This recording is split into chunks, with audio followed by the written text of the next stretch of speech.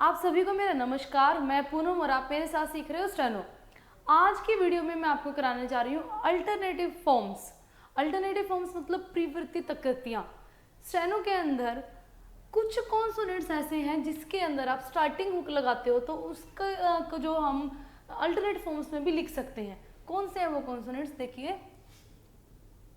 F R लिखते थे ना हम यूं, तो इसको आप चेंज करके उसकी डायरेक्शन को मोड़ के भी लिख सकते हो। दोनों ही तरीके से आपने लिखने हैं। रूल्स बताऊंगी मैं भी आपको। वी आर, वी आर, इथ आर। अब एल के साथ भी एफ एल, वी एल। इथ एल को चेंज नहीं करते, इथ एल चेंज नहीं होता, वो ऐसे ही लिखा जाता है। अब आप देख रहे होगे, आप थोड़ा सा कंफ्यूज भी हो रहे हो अभी कि हम इसको चेंज करके कैसे लिखेंगे। और कुछ स्टूडेंट्स के दिमाग में ये भी चल रहा होगा ना कि ये एफ कब से हो गया, है ना, और ये इथ कब से हो गया, ये तो एस जैसा लग रहा है आपको। तो अब मैं क्लियर कर देती हूँ।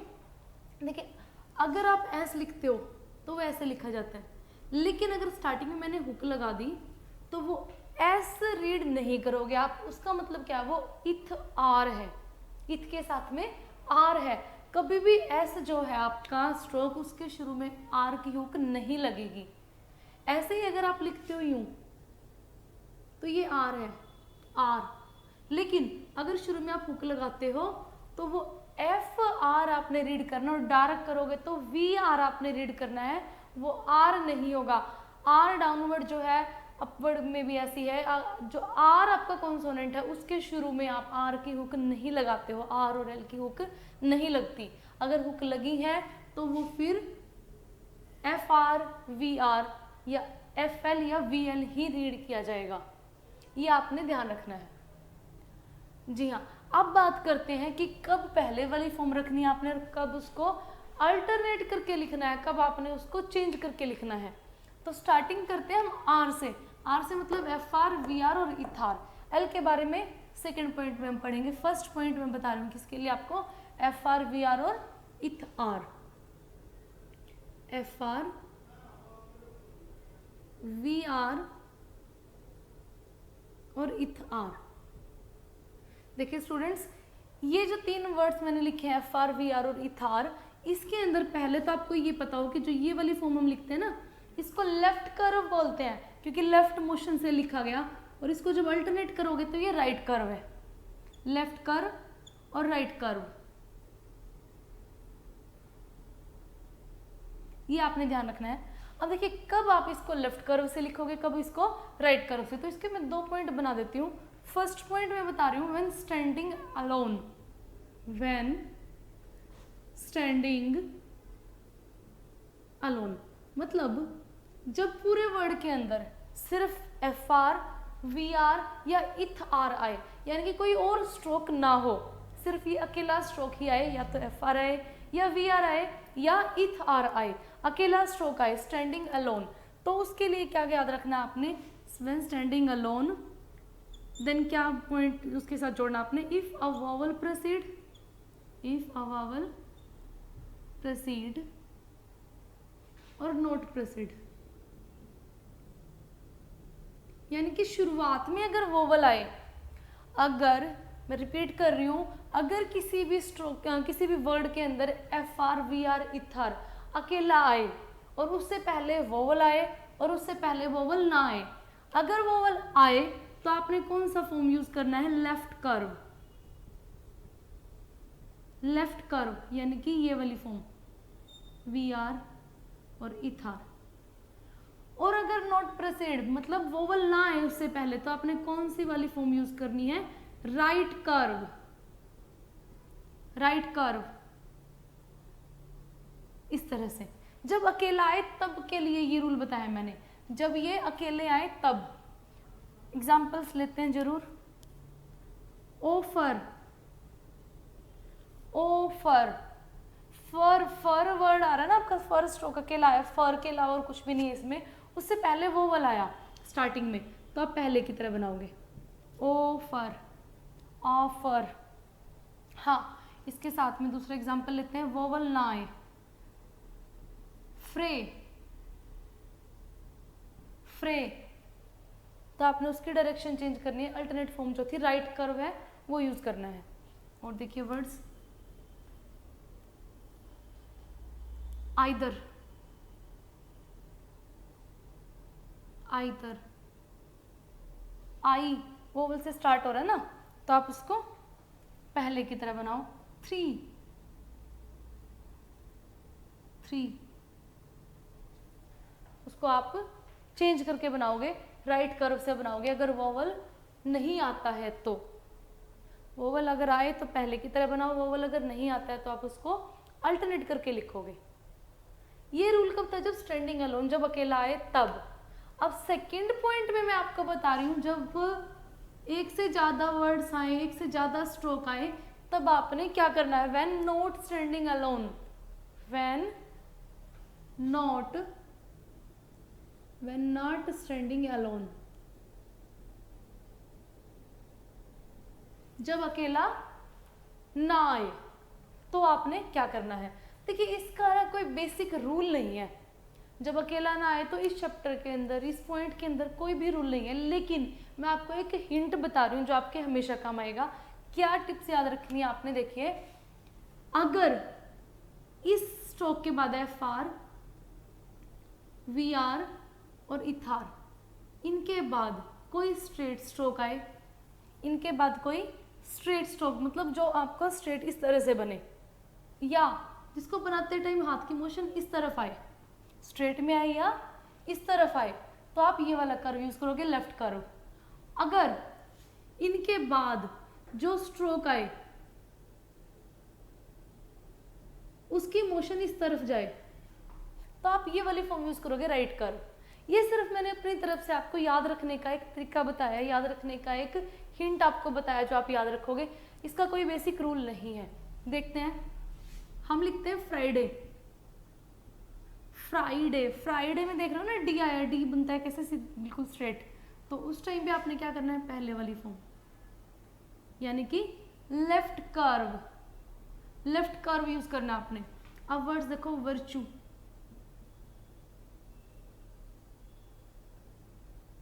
टी आया ना स्ट्रेट, तो फिर से पहले वाली फॉर्म रखी। अगर इस तरफ वर्ड आपका जाता है, वर्बल, बी यू बनता है ना, तो आपने क्या करना है, अल्टरनेट फॉर्म, जो अल्टरनेट फॉर्म है हमारा राइट कर्व है वो यूज करोगे, वर्बल। एक वर्ड और देखते हैं, फ्रेम, फ्रेम, फ्रेम, एम बनाया ना इस तरफ, तो ये आपने याद रखना है। इसी के अंदर एक एक्सेप्शनल केस जो है वो बता रही हूं मैं आपको, एन बनाते टाइम भी हमारा हाथ इसी तरफ जाता है, एन बनाते हुए भी, लेकिन उसमें आपने अल्टरनेट फॉर्म यूज नहीं करनी है, आपने पहले वाली फॉर्म यानी कि लेफ्ट कर्व यूज करना है, सिर्फ एन की कंडीशन में, सिर्फ एन की कंडीशन में। फ्रैंक, देखिए फ्रैंक, एन बनाते टाइम, उसका रीजन भी है, अगर आप एन के साथ ज्वाइनिंग करते हो ना, ये देखिए क्या बन जाता है, आप इसको स्पीड में रीड भी नहीं कर पाओगे, आपने क्या लिख दिया ये, तो ये रीजन है बस इसका, फ्रैंक। तो ये जो पॉइंट्स बताए मैंने एफ आर, वी आर और इथार के लिए। अब नेक्स्ट पॉइंट में बात करते हैं एफ एल, वी एल और इथेल के बारे में, कि कब आपने अल्टरनेट फॉर्म यूज करनी है और कब आपने पहले वाली फॉर्म यूज करनी है। ये पॉइंट सिर्फ किसके लिए थे, एफ आर, वी आर और इथ आर के लिए।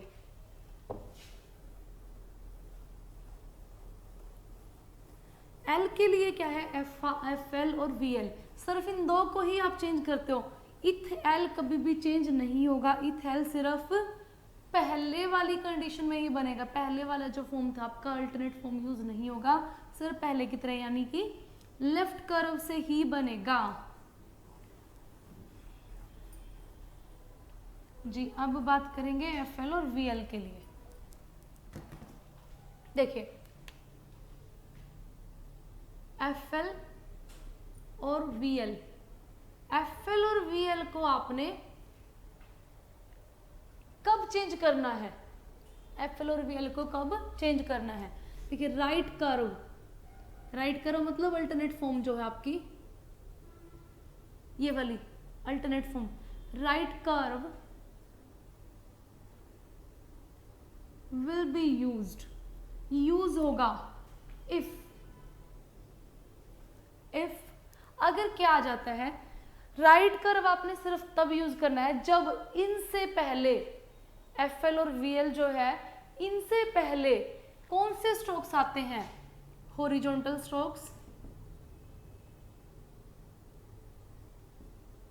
हॉरिजॉन्टल स्ट्रोक्स कौन से हॉरिजॉन्टल स्ट्रोक, के गे एन इंग, के गे एन इंग ये आए, सिर्फ एम की बात नहीं करेंगे, सिर्फ के गे एन इंग, और या straight upward strokes, straight upward strokes कौन से, रे वे ये हे, अगर ये स्ट्रोक्स आते हैं right curve will be used, use होगा इफ हॉरिजॉन्टल स्ट्रोक्स जो है वो और स्ट्रेट अपवर्ड स्ट्रोक्स प्रोसीड, अगर पहले ये आते हैं, इनसे पहले अगर ये स्ट्रोक्स आते हैं तो आपने राइट कर्व यूज करना है, अदरवाइज किसी भी कंडीशन में राइट कर्व यूज नहीं होगा। देखिए नेवल, नो एन आया ना पहले वाली, सो राइट कर्व, कैवलरी, कवल और री, राइट कर्व के आया, राइफल, राइफल, राइफल आर पड़ा है ना, होवल एच, तो ये कंडीशंस हैं जिसमें आप क्या यूज करोगे, राइट कर्व। अगर वोवल वगैरह आए, अकेला आए, हर कंडीशन में ही आपने लेफ्ट कर्व, फ्लो लिखा तब भी पहले की तरह, ए फ्लो, अ फ्लो तब भी पहले की तरह। इसमें ये कोई रूल नहीं लगेगा कि पहले वोवल आ गया तो मैं इसको पहले की तरह रखूँ या चेंज करूँ, नहीं, हमेशा ही पहले की तरह। सिर्फ ये जो कंडीशंस बताई मैंने, इस कंडीशंस में आपने क्या करना है, राइट कर्व यूज करना है। तो स्टूडेंट्स ये अल्टरनेटिव फॉर्म्स थी, लेकिन इसी चैप्टर के अंदर एक छोटा सा टॉपिक है इंटरवेनिंग वोवल्स का, वो भी मैं इसी वीडियो में आपको कराने जा रही हूँ। इंटरवेनिंग वोवल्स एक छोटा सा पॉइंट है जो इस चैप्टर में ही मिलेगा आपको, काफी कंफ्यूज्ड रहते हैं स्टूडेंट्स इस चैप्टर टॉपिक में, इंटरवेनिंग वोवल्स में बहुत परेशान रहते हैं, लेकिन अगर आप ध्यान दोगे ना तो काफी इजी टॉपिक है, कोई मुश्किल नहीं है ये। देखो कोशिश करो ध्यान देने की। इंटरवेनिंग वोवल्स हैं क्या, इंटरवेनिंग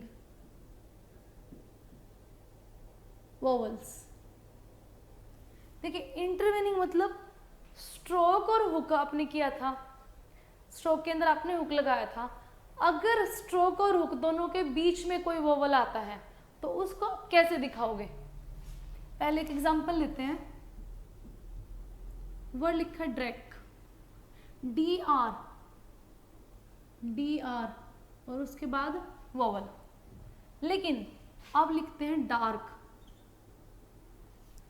अब लिखते हैं डार्क, डी और आर दोनों के बीच में वोवल आया ना, तो जब ऐसा केस हो ना तो पूरा वर्ड बनता है। लेकिन कुछ वर्ड्स ऐसे हैं जिसके अंदर हुक ही लगाते हैं, वो रीजन आपको आगे चल के पता चलेगा जब हम स्पीड पे आएंगे, कॉन्ट्रैक्शंस वगैरह फ्रेजोग्राफी करेंगे तब पता चलेगा, इसीलिए इन वर्ड्स में भी वोवल लगा देते हैं। अब देखिए दोनों में डिफरेंस क्या बचा, अगर दोनों में आपने सेम वोवल लगाया ना तो आप उसको रीड नहीं कर पाते हो कि डी आर के बाद मैं रीड करूं या डी आर के पहले रीड करूं। तो इसकी पहचान बनाने के लिए आपके पास एक रूल और दिया गया, आपको एक रूल और बताया जाएगा कि अगर स्ट्रोक और हुक दोनों के बीच में वोवल आता है, आप उसको डॉट से ना दिखाकर एक सर्कल से दिखाओ। डॉट से ना दिखा के एक सर्कल से दिखाओ। अब देखो सर्कल लगाने का भी एक ध्यान रखना आपने पॉइंट, अगर फर्स्ट प्लेस का वोवल है तो फर्स्ट प्लेस पे सर्कल लगाओगे, सेकंड प्लेस है तो सेकंड, थर्ड पे है तो थर्ड पे। एक वर्ड और देखिएगा, बारले, बारले, बी और आर दोनों के बीच में वोवल आया, दोनों के बीच में वोवल आया तो आपने डॉट ना लगा के बी आर के बाद क्या लगाओगे, सर्कल, बारले। अगर आता है डैश वाला वोवल, ये तो डॉट वाले थे ना, आ ए ई, आपने डॉट से दिखा दिया कि डॉट का सर्कल बना दिया। अगर डैश वाले वोवल जो बता रखे मैंने, डैश वाला वोवल आता है तब क्या करेंगे, देखो नर्स, नर्स, न और र दोनों के बीच में आपको एस सुनाई दे रहा है ना, नर्स, नर्स नहीं होता, क्या होता है, नर्स, दोनों के बीच में, तो न के अंदर आर की को रेस। अब जो दोनों के बीच में वोवल आया, कौन सा वोवल है, शॉर्ट वोवल्स के अंदर से सेकंड प्लेस, सेकंड प्लेस बीच में दिखाते हैं, तो आप यहां ना लगाकर आप उसको बीच से काट दो, यूं। बीच से काटने का मतलब क्या, न और दोनों के बीच में आपने रीड करना है इसको, नर्स। फर्स्ट प्लेस पे आए टॉलरेबल, टॉलरेबल, नोट वाली साउंड रहता है first place, first place note वाली साउंड, नॉट वाली, नॉट, टॉल, तो फर्स्ट प्लेस है तो फर्स्ट स्टार्टिंग में टच कर दो, मतलब देखिए first place, second place, third place, और डैश अगर है तो फर्स्ट प्लेस, सेकंड प्लेस और थर्ड प्लेस, ये ध्यान रखना आपने। एक वर्ड देखिएगा, फुलफिल, फुलफिल, एफ एल और एफ एल, एफ एल और एफ एल। अब देखिए फर्स्ट वाले एफ एल के अंदर ऊ की आवाज आ रही है, सेकंड वाले एफ एल के अंदर ई की आवाज आ रही है, तो इसको दिखाने के लिए तो आप क्या दिखाओगे, एक डैश लगा दो और इसके लिए डॉट। यहाँ पे देखिएगा दोबारा से यूं, तो यहाँ पे आप डैश और यहाँ पे आप डॉट, फुल, फिल, फुलफिल, इस तरह से दिखाना आपने। अब बात करते हैं अगर हुक और स्ट्रोक के बीच में डिप्थोंग आ जाए, डॉट की बात की, डैश की बात की, अब इनके बीच में अगर क्या आ जाता है, डिप्थोंग, कुछ केसेस हैं ऐसे कि डिप्थोंग भी बीच में आ जाता है, तब आपने क्या करना है, देखिए लेक्चर, लेक्चर, चर का मतलब क्या है, चर की साउंड का मतलब होता है क्या इंग्लिश के अंदर कि टी वर्ड के साथ यू लगाना, टी वर्ड के साथ यू की साउंड जब भी मिलेगी तो च की साउंड देगा वो। जैसे एजुकेशन वर्ड है, एजुकेशन के अंदर डी के साथ यू सुनता है आपको तो वो ज की साउंड देता है, ऐसे टी के साथ यू जुड़ेगा तो वो टी की साउंड देता है, च की, सॉरी टी के साथ अगर यू जुड़ता है तो च की साउंड देता है, लेक्चर। तो आपने ये चर यू इसी के साथ जोड़ना है, देखो कैसे बनाओगे, ल क और टी आर। अब लक्टर नहीं पढ़ना आपने, इसको लेक्चर, चर बनाने के लिए इसके साथ में क्या जोड़ना आपने, यू, और यू कहाँ पे जोड़ना है, टी और आर दोनों के बीच में। तो ध्यान रखिएगा स्टूडेंट्स, 20 के बीच में आप यू बनाओगे, यू का साइन था ना हमारा ये, आपने टी और आर दोनों, इसके टी जो टी स्ट्रोक है ना उसके ऊपर ये साइन लगाओगे आप। कैप्चर, कैप्चर, यू इसके बीच में, कैप्चर, ये आपने ध्यान रखना है, किसके बीच में आप दिखाओगे तो इसका मतलब टी और आर दोनों के बीच में ही वो रीड करना है। तो स्टूडेंट्स आज की क्लास का टॉपिक था इतना ही। अल्टरनेटिव फॉर्म्स थोड़ा सा टिपिकल लगता है ये स्टूडेंट्स को, लेकिन अगर आपने वीडियो को ध्यान से देखा और अगर आप इसकी प्रैक्टिस भी अच्छे से करते हो तो आई थिंक ये टिपिकल नहीं है। तो आज की वीडियो के लिए इतना ही, नेक्स्ट वीडियो के लिए बने रहिए हमारे साथ। Thank you.